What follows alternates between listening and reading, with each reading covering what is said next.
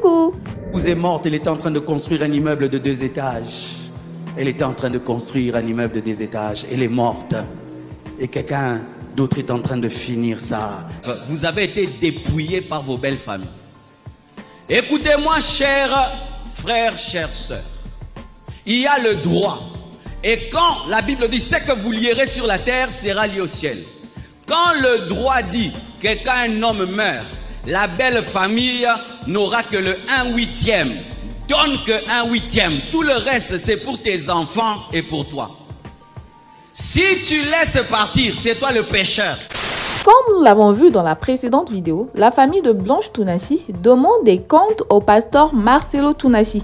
Elle réclame principalement 2 choses. La première, quels sont les biens de leur fille? Parce que oui, Blanche Tounassi travaillait, donc elle a laissé une certaine somme d'argent, une certaine richesse, une certaine fortune, si on peut dire ça comme ça. Du coup, la famille veut savoir, c'est passé où? Et deuxièmement, de quoi est mort Blanche Tounassi? Moi, je vous dis, calmons donc nos nez, calmons donc nos nez. Voilà, frangin, on calme d'abord nos nez. Le pasteur Marcelo Tounassi a répondu à la première préoccupation de la famille, celle concernant l'argent de leur fille. Beaucoup de veuves, vous avez été dépouillés par vos belles familles. Écoutez-moi, chers frères, chères sœurs. Il y a le droit. Et quand la Bible dit, ce que vous lierez sur la terre sera lié au ciel. Quand le droit dit que quand un homme meurt, la belle famille n'aura que le 1/8. Donne que 1/8. Tout le reste, c'est pour tes enfants et pour toi.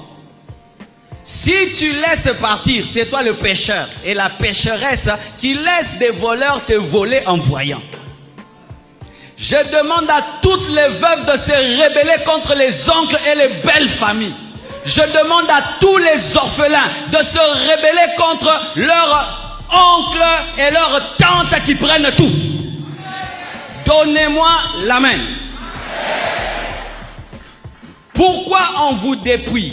On vous dépouille pour 2 choses. 1, ce verset mal compris. 2, la peur de la sorcellerie. Vous devez arrêter d'avoir peur de la sorcellerie. Vous devez arrêter d'obéir à la coutume aveuglement. Quand un homme meurt, sa femme est maltraitée. Quand une femme meurt, son mari ne pleure jamais assis. Maman, moi je t'interdis de t'asseoir 40 jours par terre. Pourquoi tu vas t'asseoir par terre? Ton mari meurt, toi tu dormais sur un beau matelas, tu vas dormir par terre. Et vous vous obéissez comme ça. Quelqu'un qui est habitué à dormir par terre te fait dormir par terre. Toi tu as mal aux côtes, elle n'a pas mal aux côtes parce que c'est son travail de dormir dans des deuils par terre. Donnez-moi la main, hein? Si l'église ne change pas la société, nous prêchons mal. C'est l'une des causes de la pauvreté africaine. Un homme travaille toute sa vie. Mettons, il gagne $1 million et il laisse ça à ses enfants. Pour que ses enfants ne commencent pas à zéro. Pour qu'eux soient plus riches. Mais il meurt, on prend les $1 million là, on divise ça par 100 personnes, tout le village, et on recommence toujours à zéro, à zéro, à zéro. Pourquoi? À cause des orphelins peureux et des veuves peureuses. Si vous ne vous réveillez pas, vos parents travaillent pour rien. Si vous ne vous réveillez pas, vous travaillez pour rien. Tout ce que vous faites là, c'est un paresseux du village qui viendra prendre ça.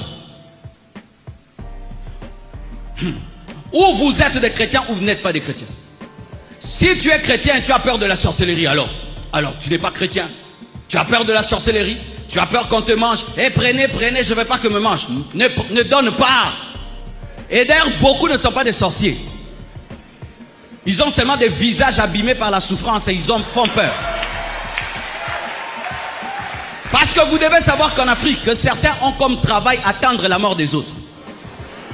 Attendre seulement la mort des autres. Il attend la mort de son frère. Moi, pendant que je travaille dur là, je ne travaille pas pour Louison. Je ne travaille pas pour Olivier. Et Louison ne travaille pas pour moi. Olivier ne travaille pas pour moi. Tout ce que moi je gagne, c'est pour ma femme et pour mes enfants.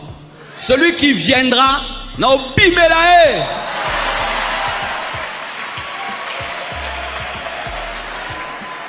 Alors, c'est la paresse, hein. Ton frère est en train de travailler dur, tu attends sa mort, et puis tu prends les voitures et les maisons.